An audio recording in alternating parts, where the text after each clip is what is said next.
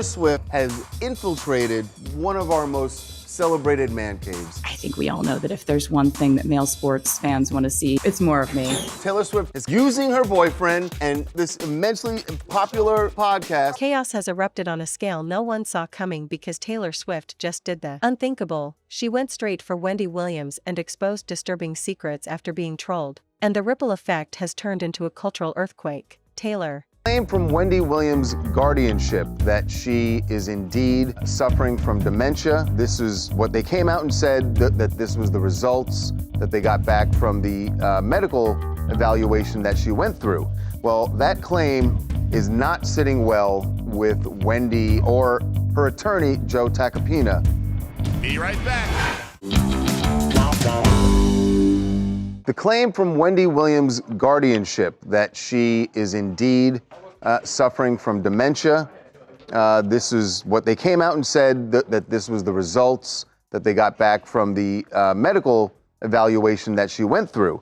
Well, that claim is not sitting well with Wendy or her attorney, Joe Tacopina, who gave us his reaction to these, I say, alleged test results. I believe that there were test results. Yeah. What Joe isn't buying is what the actual results were. He's saying that there's some bias on the part of the other side here. The Guardian. The Guardians, because they hired their own doctors to perform the tests, and he's also saying that he and Wendy have not received the results of those tests, and they deal with Wendy's, cognitive. What her cognitive abilities are, right. And this is what Joe told us. He said, "Let me be clear: the claim is false and is being spread by a party with a vested interest in keeping Wendy trapped under this excessive and restrictive guardianship." So, who has always been branded as the queen of composure. The artist who sublimates slander into art and maintains her image as untouchable, finally snapped. And when Taylor Swift snaps, it isn't messy, it isn't sloppy, it isn't vague, it's calculated, it's direct, and it's devastating. Wendy thought she was going to get away with another cheap shot, another troll session at Taylor's expense like she's done to countless celebrities before. But this time she targeted the wrong person. And Taylor didn't just defend herself, she cracked Wendy's carefully maintained armor wide open and dragged out things Wendy probably thought would never see daylight. For decades, Wendy Williams has been the loudest voice in gossip culture. She made her brand out of tearing people down, clowning celebrities when they're at their lowest, and stirring up controversy to stay relevant. That's her bread and butter. She built an empire. Grammy Awards and is the only artist in the history to win Album of the Year 4 times. Good God, Kelsey, just introduced the guest already. Taylor Swift! Who? Oh, Taylor Swift on the Kelsey Bros podcast. That's cool, right, everyone? As men, our last bastion of solace has been infiltrated. and she is thumbing her nose at all sports fans. You guys have a lot of male sports fans that I think we all know that if there's one thing that male sports fans want to see in their spaces and on their screens, it's more of me. It's so good. There's just flipped us all off. She knows she's doing it. Yeah, because you guys are bitch-ass babies. She's calling you guys out. I'll say it before you guys say it. You guys ruined everything! She had the audacity to go to her boyfriend's games, and now she's coming for the podcast. They even said she was the most requested guest. Swifties are their listeners. No, their listeners are manly men who do manly things. Stand up for the men, Travis. Such a nice color on you. Yes, I know. It's the color of your eyes, sweetie. Jesus. Anyway, hell of a way to promote the new album. Speaking of which, How nervous is Blake right now? Whether there's an actual song about Blake Lively, Swifties will think that there's a song about Blake Lively. No, she'll make some reference to a lively conversation or something, and This just in, there's a lively conversation. no. Whoa. You were wading into Derek territory. That was. He was waiting for me to harmonize. thanks, Jason. Thanks, Travis. And of course, thank you, Taylor Swift! On the pain of others, on throwing shade without remorse, on humiliating public figures who couldn't defend themselves without looking weak. And she got away with it because, truthfully, most celebrities chose to rise above it. They either ignored her or brushed it off because responding only gave her more attention, but Wendy never faced someone like Taylor Swift before. Taylor is not just another celebrity, she's a cultural juggernaut with influence that stretches across music, film, politics, and global fandom. Wendy threw a stone at a giant, and the giant finally turned around and crushed her. What Taylor exposed isn't some surface-level clapback. This wasn't her saying mind your business or leave me alone. She unearthed deep, disturbing truths about Wendy's own life, truths that go against the image Wendy tried to sell, truths that make people question everything they thought they knew about her. Taylor went beyond gossip. She turned the tables and made Wendy the subject of her own medicine. And the irony is poetic. For years Wendy got rich off other people's dirty laundry, but now it's her secrets that are fueling headlines, her past being dissected, her behavior being reevaluated. The shocking part is how precise Taylor's revelations were. These weren't vague insults or wild accusations. To that infamous penthouse meeting, Deadpool and Wolverine, I feel like the only way they'd really get that information is from a deposition, but it's interesting you talk about the formality. Do you anticipate a situation where they will have to sit for a pretrial deposition, provide information, but they might not have to testify? Or again, like you said, no deposition and they just testify for the first time at trial? Talk to us about that. Very unlikely that they testify for the first time at trial. Lawyers are risk averse by nature. You want to know what someone's going to say before you get them on the stand. But typically, when you depose somebody, you're anticipating needing them for trial as well. So you're trying to limit and understand the scope of their testimony through the pretrial deposition. If they fight the subpoenas, like you mentioned, how long can that fight go on for? A very long time, many months. Courts are backed up. So to get a hearing date for, as I mentioned, what's called a motion to quash could be, many months out. So it's not an immediate thing. First, the subpoena goes out. You have a certain amount of time to respond to it. And then the process goes to motion practice in court with a hearing potentially pushed out many months. How much would we see? What do I mean by that? If they're subpoenaed, will we know about that? If they file paperwork to quash the subpoena, I'm sure there's a chance we might be able to see that. And also, if there is a deposition, if a recorded deposition's taken, any chance we'd be able to see it? Unfortunately not. I wish for our entertainment purposes, right? But the motion to quash is public. You'll see that. The deposition itself, I would assume that that's going to be under protective order. So even, leaks are probably not going to happen of video or, the transcripts from those depositions. So that part is unlikely. Now, everything in this case has been leaked and the judge has reprimanded both parties on that. So there's entirely still the possibility that there's snippets here and there, but I wouldn't anticipate that. But, we'll get, a glimpse of are Taylor Swift and Blake Lively close enough, and whose witness really is she? Is she being subpoenaed by Baldoni? Is she being subpoenaed by Lively? If she's being subpoenaed by Lively and she fights it, that might show there's an issue in that relationship, right? That's interesting. That's really interesting. Yeah, because it seems right now, Blake Lively didn't bring her into the conversation. It was Justin Baldoni, right. By the way, he brought Hugh Jackman into it as well.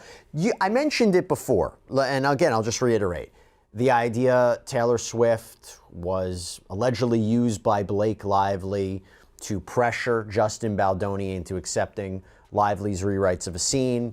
Hugh Jackman starred with Ryan Reynolds in Deadpool and Wolverine. You could dismiss as pettiness. They were razor sharp, backed with details that lined up perfectly with stories that had been whispered about Wendy for years. The kind of stories that lived in the shadows. The ones nobody ever had the power to amplify because Wendy always controlled the narrative. But Taylor's reach is different. When she says something, it doesn't just live on a blog or a gossip column. It explodes across social media, news outlets, and every corner of the internet within hours. By the time Wendy could even think about damage control, the damage was already irreversible. And now the internet has turned into a courtroom with Wendy on trial. Old clips of her trolling celebrities are being dragged out and replayed with brutal context. People are pointing out how often she laughed at the suffering of others, how many times she pushed boundaries for ratings, and how her personal demons were always hiding in plain sight. Taylor's revelations gave people the missing piece of the puzzle, and now every little thing Wendy has ever said or done is being scrutinized under a microscope. It's no longer just Wendy the gossip queen, it's Wendy the hypocrite, Wendy the manipulator, Wendy the woman who projected her chaos onto others while hiding her own disturbing truth.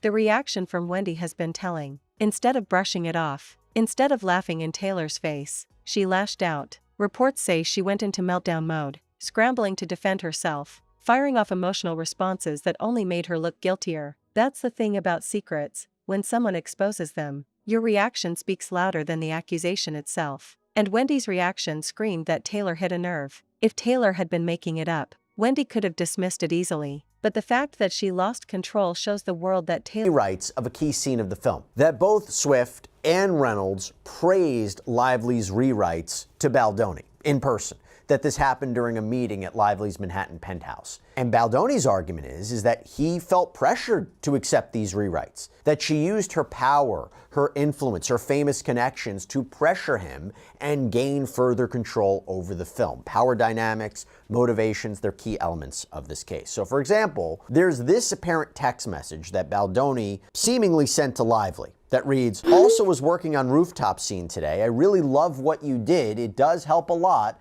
Makes it so much more fun and interesting, and I would have felt that way without Ryan and Taylor."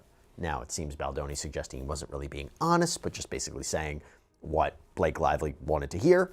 In response, and this is critical, Lively reportedly texted back, "I told them," Reynolds and Swift, "that you laughed a bunch and said it's probably a blend, but you appreciate my passion so much," which of course didn't feel great for me or them, to have my passion praised instead of any specific contribution, meaning she could feel his sense of hesitation in the rewrites, right? That seems to be the argument.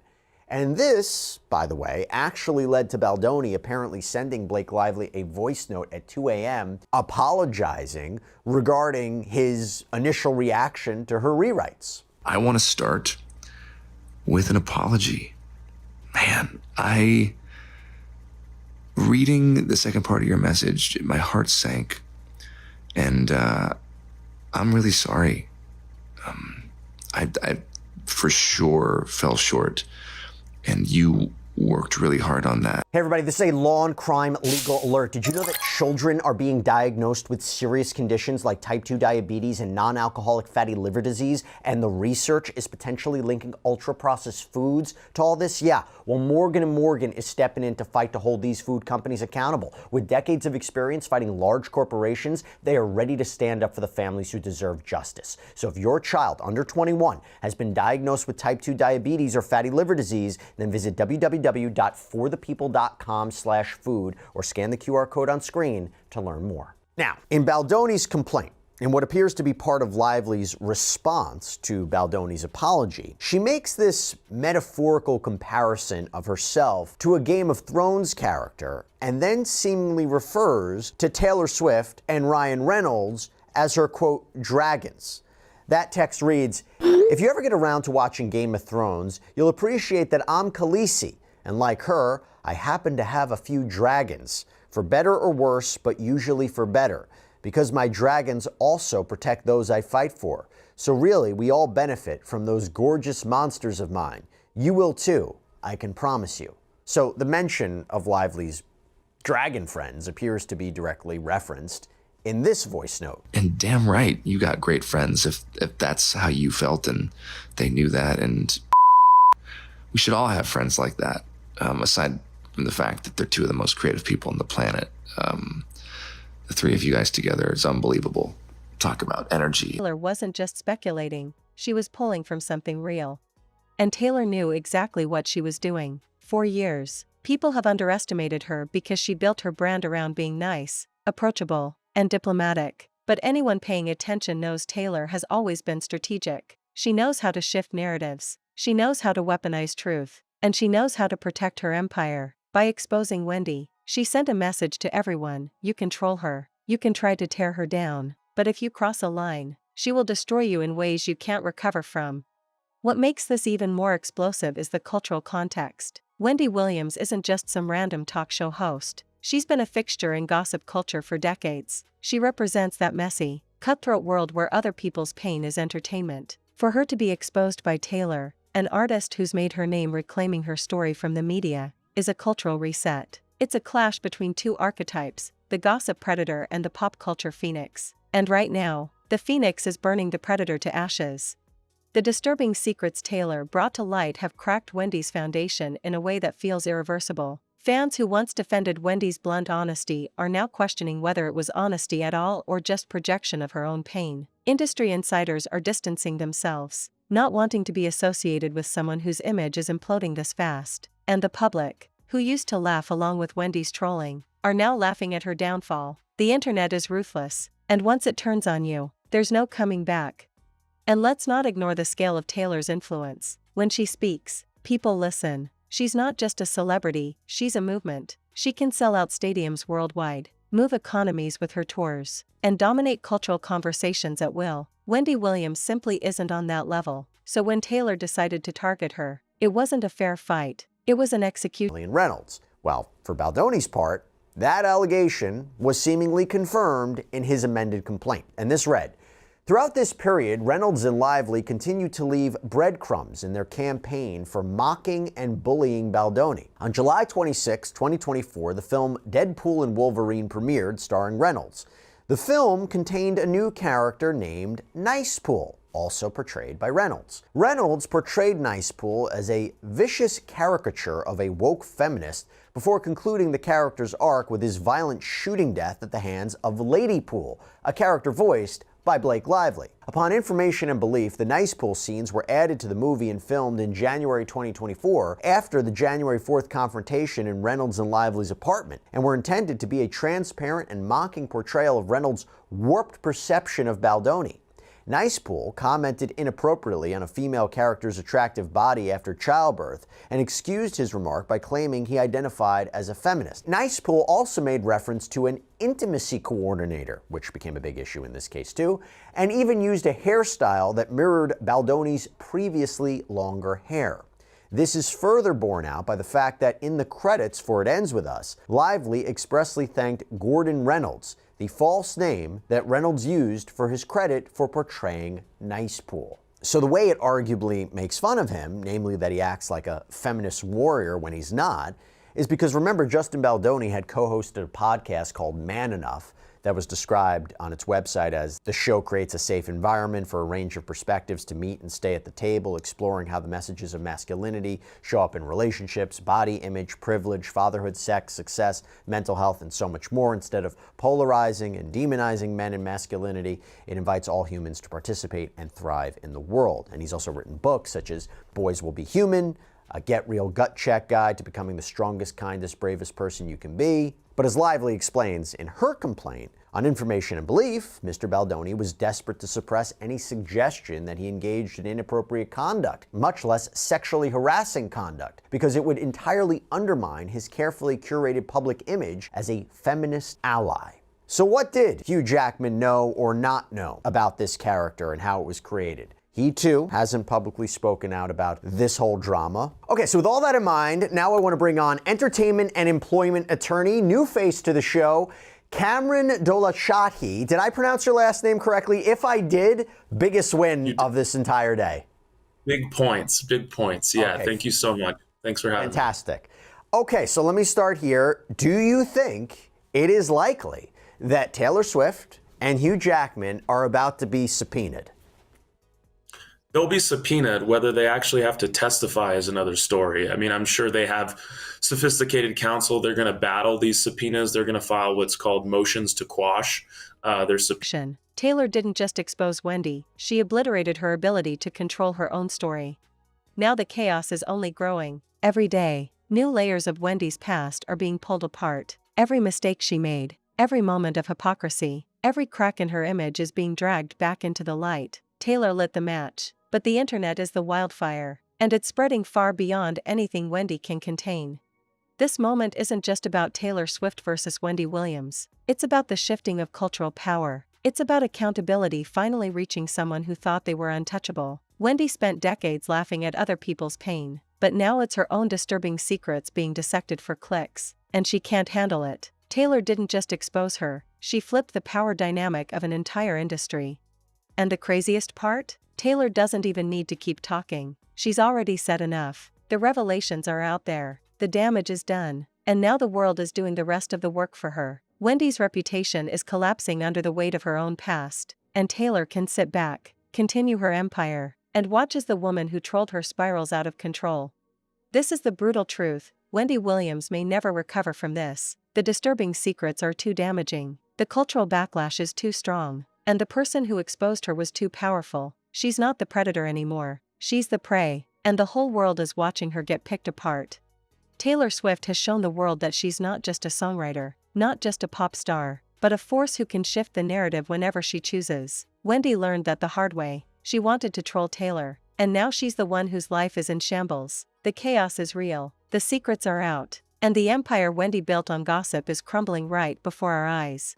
And the scariest part? This is just the beginning. Because once someone like Taylor opens the door, once those disturbing secrets are dragged into the light, they don't go back in the shadows. They keep spreading, they keep growing, and they haunt you forever. Wendy Williams is living that reality now, and all she can do is watch as everything she built burns down around her. Taylor didn't just clap back, she rewrote the rules. And Wendy Williams just became the biggest cautionary tale in gossip history.